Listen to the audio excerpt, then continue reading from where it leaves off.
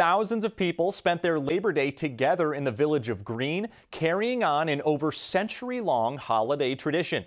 Families were off of work today because of the holiday and chose to spend it in downtown Greene for the village's 105th annual Labor Day picnic. The festivities began with a parade through downtown this morning and featured local firefighters, farmers, cheerleaders, and a bunch of vintage cars. And following the parade, the crowd then walked to the Greene Ball Flats to continue the festivities. The president of the Labor Day Picnic Association, Todd Messenger, says especially because of today's beautiful weather, they expected to see upwards of 9,000 people throughout the day. But the biggest thing is all of this is done by volunteers. So the community comes together and it goes back to the community. All of the proceeds from this go back in the community to the youth programs, to having this park, to fixing up our town.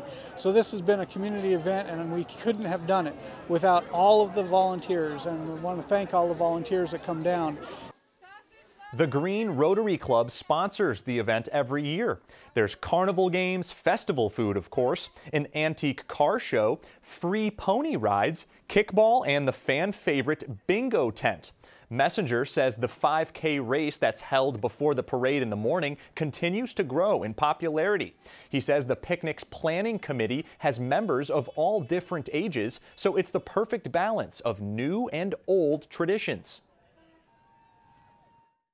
We want to build our community and make this a continual of the tradition that we have for 105 years. Now we bring new things in here and there. Some of the old things have gone away as we have over time, but that tradition is families, and that's what always comes down through.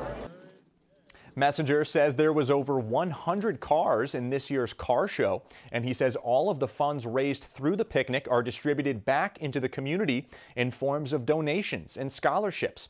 And then to cap off today's holiday, bring a lawn chair or a blanket to watch the 15-minute fireworks display beginning at 8:45 tonight.